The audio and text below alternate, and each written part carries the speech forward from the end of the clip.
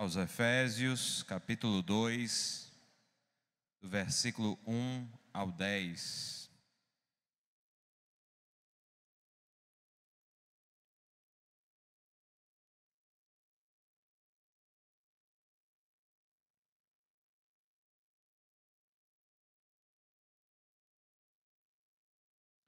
Quantos acharam? Diga amém. O texto bíblico diz assim: Ele lhes deu vida quando vocês estavam mortos em suas transgressões e pecados, nos quais vocês andaram noutro tempo, segundo o curso deste mundo, segundo o príncipe da potestade do ar, do espírito que agora atua nos filhos da desobediência. Entre eles também nós todos andamos no passado, segundo as inclinações da nossa carne, fazendo a vontade da carne e dos pensamentos, e éramos, por natureza, filhos da ira, como também os demais. Mas Deus, sendo rico em misericórdia, por causa do grande amor com que nos amou, estando nós mortos em nossas transgressões, nos deu vida juntamente com Cristo. Pela graça vocês são salvos, e juntamente com Ele nos ressuscitou, e com Ele nos fez assentar nas regiões celestiais, em Cristo Jesus. Deus fez isso para mostrar nos tempos vindouros a suprema riqueza da sua graça, em bondade para conosco, em Cristo Jesus. Porque pela graça vocês são salvos, mediante a fé.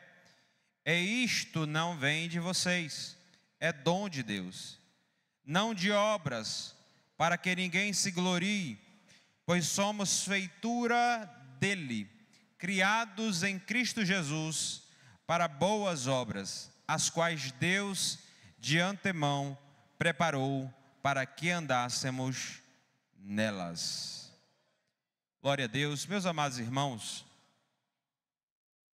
eu costumo dar um título para as mensagens que a gente proclama, porque facilita o entendimento das pessoas. E o título dessa mensagem é Antes e Depois da Graça. Amém? Vamos repetir? Vamos inculcar, né? Antes, tá fraco. Antes e depois da graça. Meus amados irmãos, é fato, e eu acho que você pode perceber na sua vida, que a gente tem uma dificuldade muito grande de assumir as nossas culpas. Se você observar no seu dia a dia, muitas das coisas que dão errado nas nossas vidas, a tendência que a gente tem é de colocar a culpa sempre no outro. Às vezes é o esposo que coloca sempre a culpa na esposa, em vice-versa. Às vezes é alguém que coloca sempre a culpa no governo, que coloca sempre a culpa nas ideologias, na direita, na esquerda, enfim, a gente tem uma tendência de sempre estar culpando o outro, mas de evitar assumir as nossas culpas e os nossos erros. Mas nesta noite, através da palavra de Deus, eu convido cada um de vocês a olhar para o espelho e dizer: realmente eu sou culpado, mas a graça me alcançou. A graça de Deus é maravilhosa. E quando nós olhamos para o texto que lemos, nós olhamos Paulo escrevendo a um povo, a uma igreja, que estava inserida em uma cultura pagã. Para quem não lembra, em Atos dos Apóstolos, Paulo foi a Éfeso e lá encontrou 12 discípulos. Atos dos Apóstolos, capítulo 19, salvo engano. Lá ele encontrou os 12 discípulos. E ali Paulo pregou a palavra, Paulo ministrou a palavra, e Deus operou grandemente na vida daquele povo através da vida de Paulo, de tal forma que o temor se apoderou daquelas pessoas, que eles eram libertos da feitiçaria, da bruxaria, eles queimavam os livros nas praças, eles estavam sendo libertos da idolatria. E Deus agiu naquele lugar por meio da vida de Paulo. Mas essa igreja que havia se convertido com a missão de Paulo em Éfeso, permaneceu inserida naquela cultura. Só para vocês terem uma ideia, se um jovem da nossa igreja frequenta uma faculdade, tenha certeza, ali estará colegas ou professores que estarão ministrando aulas, ministrando pensamentos totalmente contrários à nossa fé. Quando você se senta para assistir à televisão, a um jornal, a um programa de talking show, ou sei lá, eu nem assisto mais TV, faz tanto tempo que eu nem sei os tipos de programa que tem lá. Mas se você se senta para assistir à televisão, assistir um vídeo pelo seu telefone, você vai perceber que o pensamento mundano é totalmente contrário aos pensamentos da palavra de Deus e da verdade do Senhor. Eles pregam o aborto. A pedofilia ainda é crime, mas brevemente eles quererão tirar a pedofilia como crime. Eles pregam a idolatria, eles pregam o pecado. E pregar sobre pecado é ofensivo hoje em dia. Se pregar para os crentes sobre pecado é ofensivo, tu imagina, meu irmão, pregar para o mundo lá fora. Talvez esta mensagem sobre o pecado futuramente será tida como um discurso de ódio. Mas é uma verdade pela qual nós, como igreja de Deus, não podemos fugir. Porque quem ama o engano é Satanás, que é a serpente que engana desde o princípio, e ela está enganando a muitas vidas que estão cegas, entenebrecidas para que não vejam a luz do Evangelho. E antes e depois da graça, é nós perceber o nosso estado anterior, a graça de Deus que nos alcançou. E Paulo escrevendo a este povo que estava inserido numa cultura pagã, numa cultura onde o pecado é normal. Ele escreve no capítulo 2 e diz, ele lhes deu vida. Ele está escrevendo para os crentes. Ele lhes deu vida quando vocês estavam mortos em suas transgressões e pecado. A primeira verdade que o texto da palavra de Deus nos ensina e nos revela é que o nosso estado anterior à graça era de morte. E quando se fala de morte, se fala de algo que não tem força, de algo que é frio, sem vida, que está destinado à perdição. Na palavra de Deus, nós vemos que a primeira morte que atingiu o homem foi a morte espiritual. O pecado separa o homem de Deus. O pecado faz separação entre Deus e o homem separado de Deus, o homem sem a vida de Cristo é um homem morto. O homem foi atingido também pela morte física. E aquele que permanece na morte espiritual está condenado à segunda morte. que é quando o inferno será lançado no lago de fogo e de enxofre. Nós estávamos mortos em ofensas e pecados. E o que isso nos traz? O homem morto, o que ele pode fazer? O que um morto pode fazer, ele nada pode fazer. O morto não pode fazer nada. Quando nós olhamos em Romanos, no capítulo 3, a partir do versículo 9, a palavra de Deus declara: que se conclui?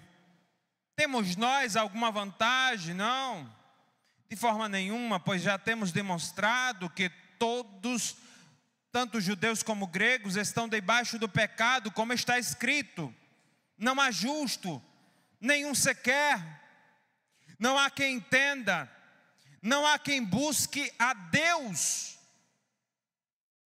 O homem morto em seus delitos e pecados, ele não pode tomar a iniciativa para buscar a Deus. Mas saiba de uma verdade: é Deus que desceu do céu para buscar o homem, para buscarmos nós. A iniciativa sempre é de Deus. Se nós formos olhar para o princípio, para Gênesis capítulo 1, Gênesis capítulo 2, Gênesis capítulo 3, nós vamos olhar que o homem pecou contra Deus. E depois que o homem pecou contra Deus, o homem foi buscar a Deus. Foi não. Não foi o homem que foi buscar a Deus. Foi Deus que foi buscar o homem.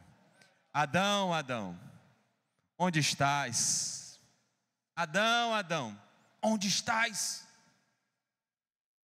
Quando Caim matou o seu irmão Abel, cometendo o primeiro homicídio, foi Caim que foi buscar a Deus ou foi Deus que foi buscar Caim? Deus foi em direção de Caim e disse: Caim, cadê o teu irmão Abel?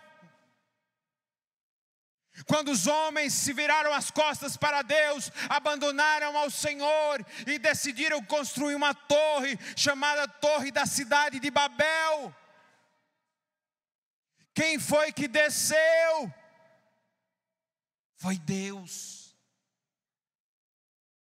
Deus desce da sua glória para buscar mortos. E um desses mortos era eu e você. Não fomos nós que buscamos Ele, foi Ele que nos buscou. O texto ainda fala: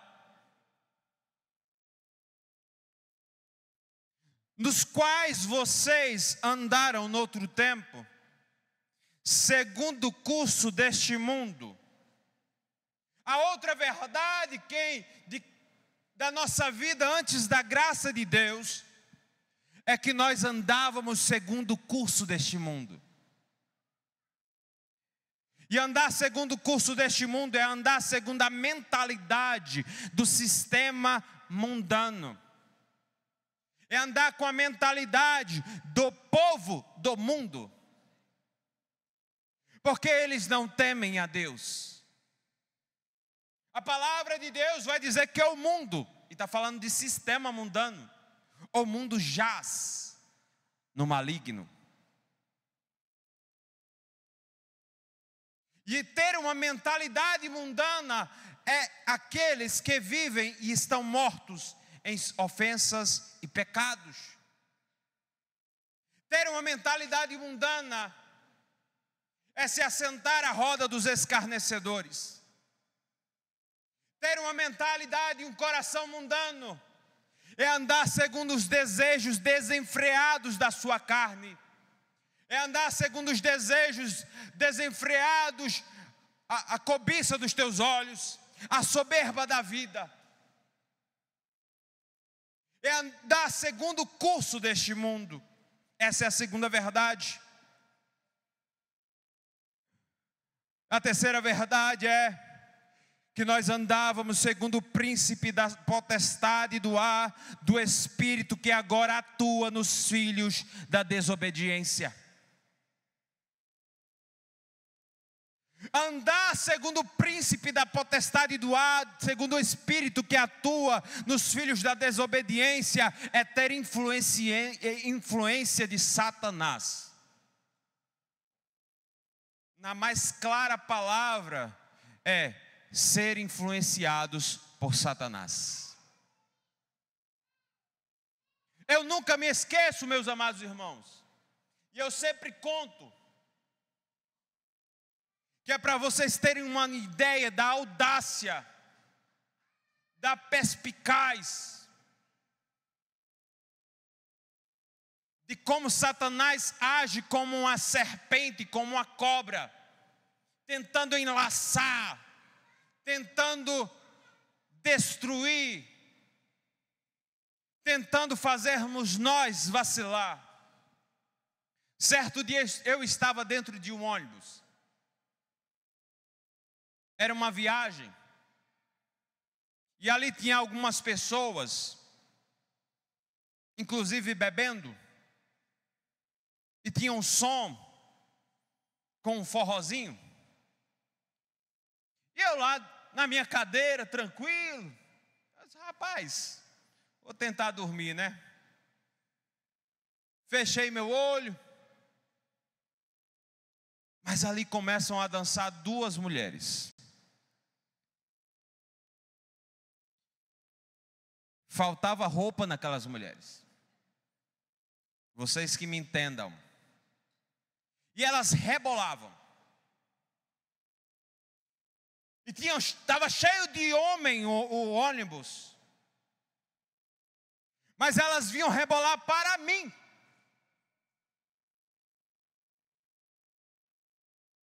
E eu estava ali, com a cara virada, com o olho fechado.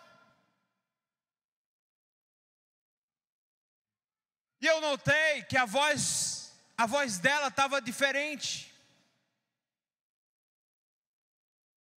E rebolava e olhava assim para mim, para ver como é que eu estava. Aí de repente eu abri o meu olho. Eu disse, rapaz, tem uma harpa cristã aqui, é? Abri a harpa cristã, Cristo Jesus é fiel amigo. Todo mundo no ônibus olhando o que estava acontecendo. Mas quando eu comecei a cantar, aquele demônio que estava na vida daquela mulher começava a rosnar.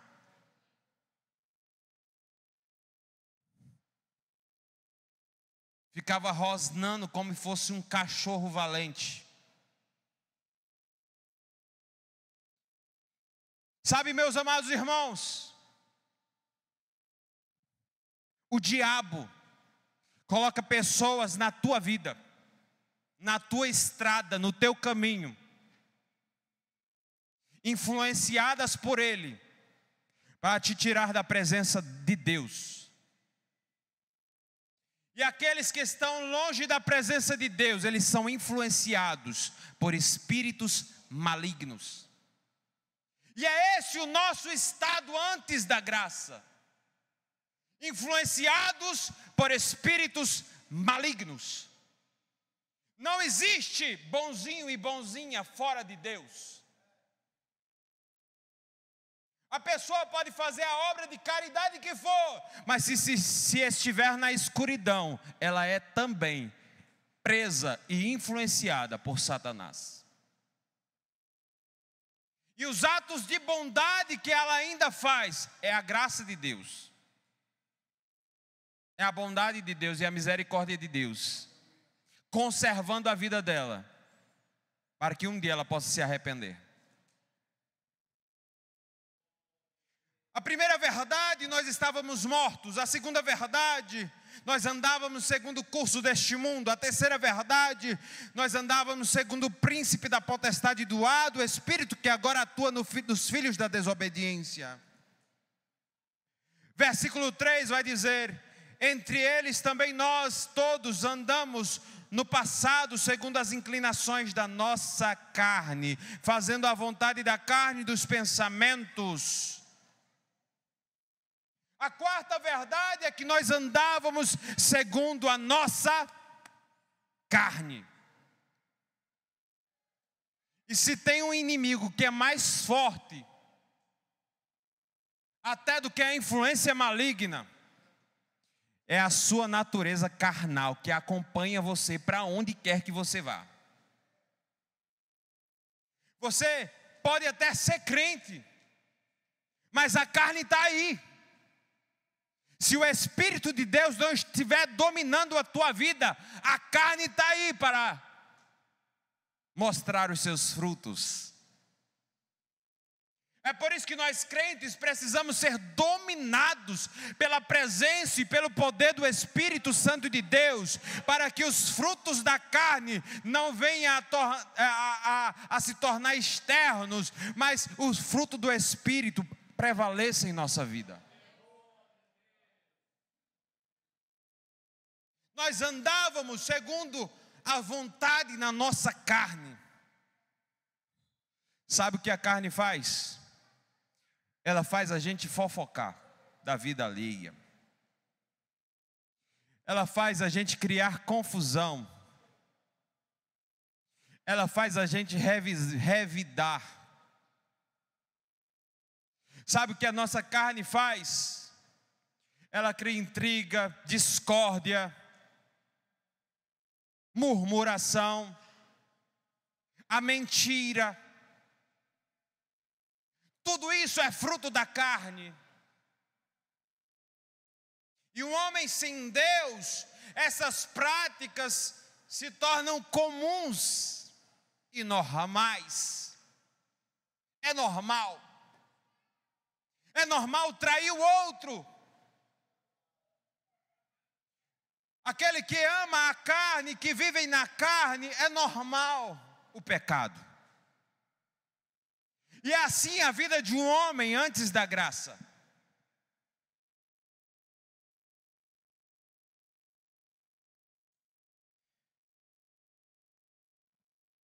E ainda diz, no versículo 3, e éramos por natureza filhos da ira, como também os demais.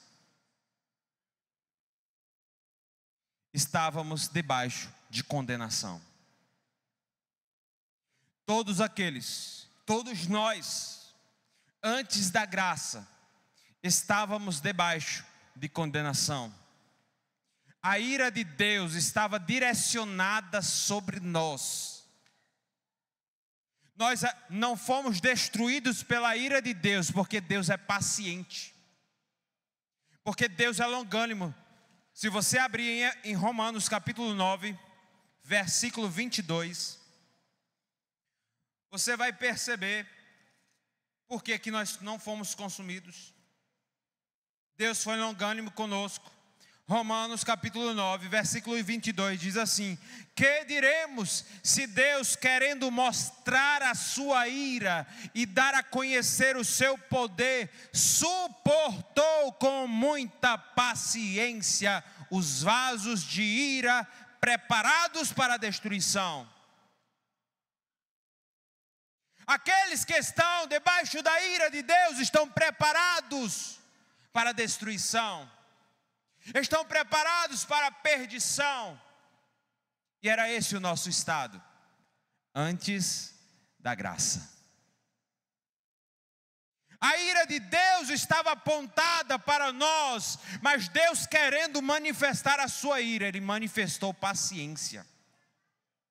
Ele foi paciente conosco, irmãos. Deus é paciente.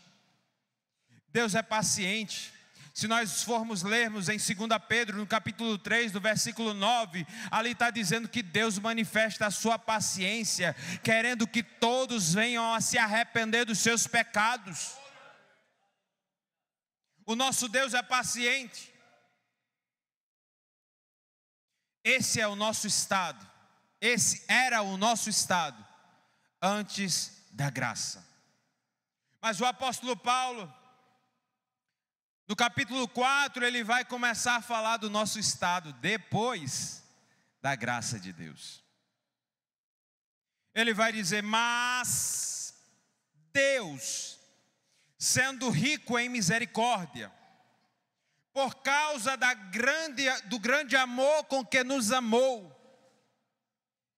e estando nós mortos em nossas transgressões, nos deu vida juntamente com Cristo. Se o pecado nos trouxe morte, Jesus veio e trouxe vida. É o que Paulo, pelo Espírito Santo, está escrevendo. E esta vida que nos alcançou, não é porque você é bom, não é porque você merece, não é porque você é melhor do que os demais, mas é porque Deus, sendo rico em misericórdia. Deus é rico em misericórdia, meu irmão. Sabe o que é misericórdia? É Deus ter compaixão da nossa miséria. Deus olha para nós e contempla a nossa miséria. Ele tem misericórdia. Ele tem compaixão de nós. Ele se compadece da nossa miséria, porque o pecado traz miséria sobre nossas vidas. O pecado nos condena, o pecado nos afasta de Deus, o pecado nos lança em morte e condenação. Mas pela misericórdia, pela graça de Deus, nós recebemos vida. E essa vida que nós recebemos foi juntamente com Cristo. Sabe o que isso quer dizer? O Espírito Santo que ressuscitou a Cristo, nos ressuscitou também. O Espírito Santo o Espírito Santo é o agente da graça de Deus. E o Espírito Santo chega lá no nosso, como é que se chama? Caixão. Chega lá no nosso caixão e nos dá vida, e nos levanta, e nos limpa, e nos coloca na estrada e no caminho da vida para o céu. Juntamente com Cristo, nós fomos ressuscitados. O apóstolo Paulo fala, ainda no versículo 5: pela graça vocês são salvos, e juntamente com Ele nos ressuscitou, e com Ele nos fez assentar nas regiões celestiais em Cristo Jesus. A segunda coisa, além da misericórdia e da vida que nós recebemos, é que tudo isso, todo esse presente, nós tomamos e recebemos pela graça. E graça é muito mais do que um favor imerecido. É muito mais. Eu sei que o conceito de graça como um favor imerecido é válido, mas é muito mais do que isso. Não é que nós não merecemos, é que na verdade nós merecemos o contrário da graça. Quando nós merecemos a desgraça,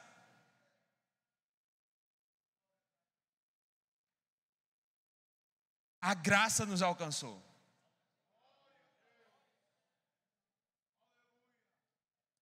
Quando nós merecemos o inferno, Deus nos deu o céu. Quando nós merecemos a condenação, Deus nos deu perdão. É o oposto. Quando nós merecemos a ira de Deus, Deus nos deu graça. Aleluia! E quando nós recebemos essa graça, nós somos inseridos no corpo de Cristo. E inseridos no corpo de Cristo, Ele nos fez assentar nas regiões celestiais em Cristo Jesus. O que é que isso significa? Nós, inseridos no corpo de Cristo, estamos nas regiões celestiais em Cristo Jesus. É o mundo espiritual. É aquilo que nós chamamos de, aquele irmão ali é espiritual. Nós temos acesso ao mundo espiritual por meio de Cristo, porque nós somos corpo de Cristo. Aonde Cristo está, nós estamos. Aonde Cristo vai, nós vamos. Porque nós somos corpo de Cristo. E Cristo, assentado nas regiões celestiais, nós estamos lá também, para pelejar, para combater o mal, para fazer a obra de Deus. E eu sempre falo, meus amados irmãos, que quando você se ajoelha para buscar a presença de Deus, você entra nas regiões celestiais. Há uma movimentação no mundo espiritual que o teu corpo lá ajoelhado não vai lá, mas você, pelo Espírito Santo, pela presença de Deus, inserido no corpo de Cristo, você está lá na região celestial, combatendo pela igreja de Cristo. Você está lá na região celestial, orando e Deus trabalhando. Nós estamos assentados nas regiões celestiais. No versículo 7 ele vai dizer: Deus fez isso para mostrar nos tempos vindouros a suprema riqueza da sua graça em bondade para conosco em Cristo Jesus. Todo plano de salvação revela a glória de Deus, revela quem Deus é. Revela a bondade, a misericórdia e como Deus é gracioso. Isso é motivo de glória a Deus. Isso glorifica a Deus. No versículo 8 ele finaliza com uma breve conclusão dizendo, versículo 8, 9 e 10. Ele diz: porque pela graça vocês são salvos, mediante a fé. E isto não vem de vocês, é dom de Deus. Não vem de obras, para que ninguém se glorie.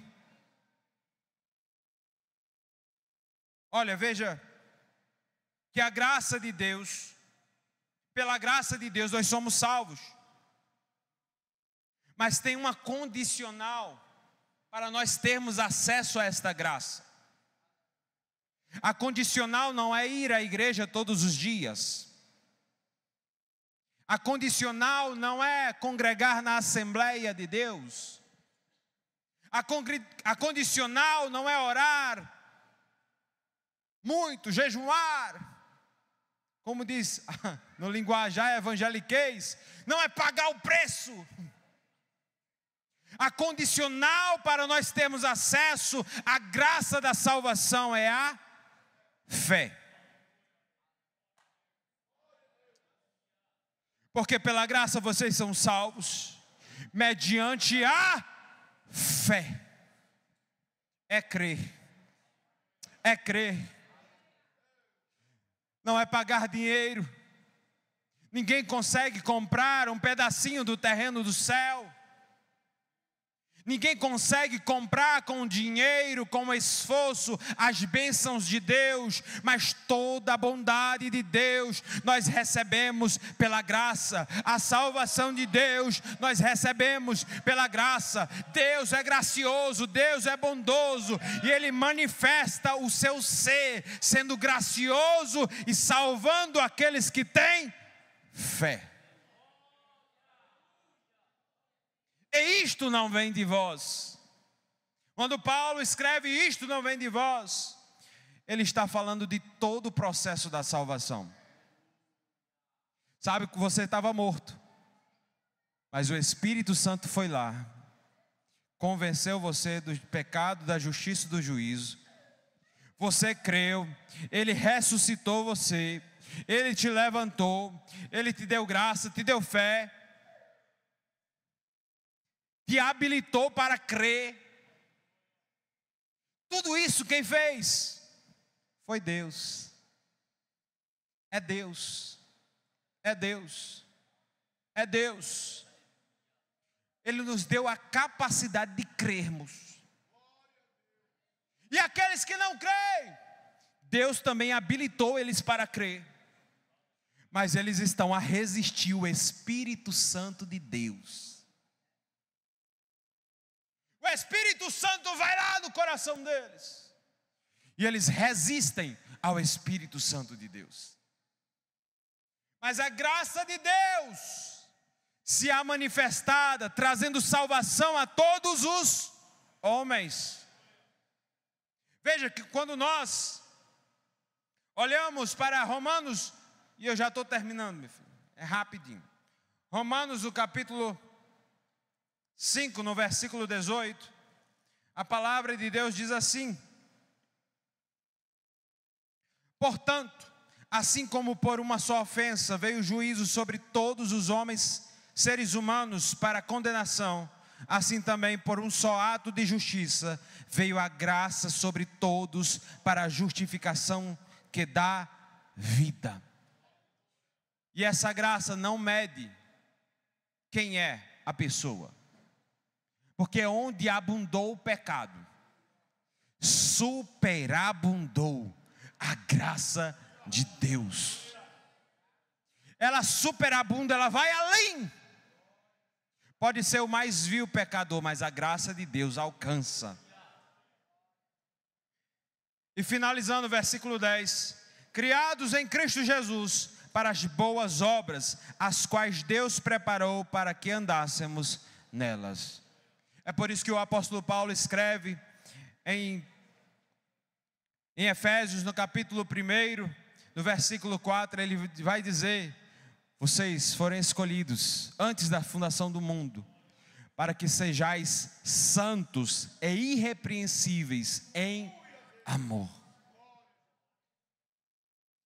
Ele nos escolheu para sermos santos, para sermos como Ele é. Ele é o nosso padrão, Ele é o nosso modelo. E quando nós alcançamos esta graça nos transforma, esta graça nos limpa e essa graça nos dá a identidade de Jesus Cristo. Amém? Agradeço a oportunidade em nome de Jesus Cristo.